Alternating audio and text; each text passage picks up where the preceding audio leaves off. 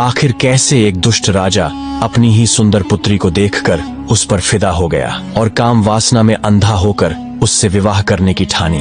प्राचीन समय की बात है। किसी राज्य में राजा कालभद्र राज्य करते थे। राजा कालभद्र कुछ सन की किस्म के थे। एक बार राजा भ्रमण करते करते जंगल में चले गए। जंगल में घूमते घूमते उनकी भेंट एक सन्यासी से हुई। वह सन्यासी एक पाखंडी था। राजा साधु संतों पर बहुत भरोसा करते थे। उस सन्यासी को देखकर राजा के मन में कुछ जिज्ञासा उठी। राजा ने सन्यासी को अपना परिचय दिया और पूछने लगे, हे बाबा, आप बहुत ज्ञानी मालूम पढ़ते हैं। मेरी रानी इस समय गर्भवती है।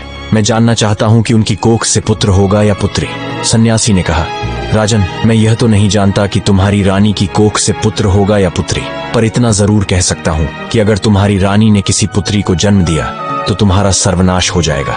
सन्यासी की यह बात सुनकर राजा बड़ा भयभीत हो गया। सोचने लगे कि अगर मेरी रानी ने किसी पुत्री को जन्म दे दिया तो मैं कहीं का नहीं रहूंगा। यह सब सुनकर राजा महल की ओर चल दिया। अब इस बात से राजा को बेटी के नाम से नफरत होने लगी। वह तुरंत महल वापस लौट आए। महल आकर उन्होंने अपनी रानी से आकर यह बात कही कि हमारे घर में भूल कर भी पुत्री का जन्म नहीं होना चाहिए। अगर हमारे घर में पुत्री पैदा हुई तो मैं तुम्हें जान से मार दूंगा और उस पुत्री को भी मार डालूंगा। राजा की यह बात सुनकर रानी डर गई।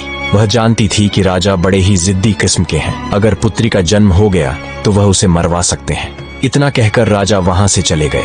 अब तो रानी रोज भगवान से प्रार्थना करती थी, हे परमात्मा, मुझे पुत्री मत देना, वरना राजा उसे जीवित नहीं छोड़ेंगे। दोस्तों, भगवान की कृपा से राजा कालभद्र की रानी ने सर्वप्रथम एक पुत्र को जन्म दिया। यह देखकर रानी और राजा दोनों बहुत प्रसन्न हुए। राजा तो इसलिए प्रसन्न हुआ कि पुत्री न हुई, किंतु रानी इसलिए प्रसन्न हुई कि अगर पुत्री होती तो कन्या हत्या का दोष लगता। अब ऐसे ही और कुछ दिन बीतते रहे। कुछ समय बाद रानी ने फिर से गर्भ धारण किया। बच्चे के जब जन्म होने का समय आया, उसी दौरान राजा को किसी जरूरी काम से दूसरे राज्य में जाना पड़ गया और उसे लौटने में कई दिन लगने वाले थे।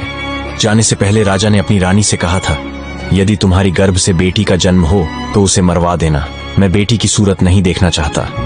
यह सब कहकर राजा चला गया था, लेकिन इसी दौरान रानी ने एक पुत्री को जन्म दिया। इस बात का डर वही हो गया। बेटी को देखकर रानी घबराई। सोचने लगी कि राजा के आदेश के अनुसार बेटी की हत्या करनी पड़ेगी। ये निंदनीय काम मैं कैसे करूंगी? मैं एक माँ हूँ और मेरे लिए जितना मेरा पुत्र प्यारा है उतनी ही बेटी प्यारी है।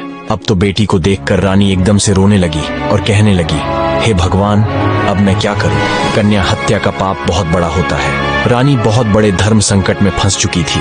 रानी को रोते हुए देखकर उनकी जो दासी थी वह उनके पास आई और पूछने लगी, महारानी जी, घर में पुत्री हुई है, ये तो बड़े ही सौभाग्य की बात है, पर आप तो बैठी रो रही हैं, इसका क्या कारण है? क्या कोई अनहोनी हो गई?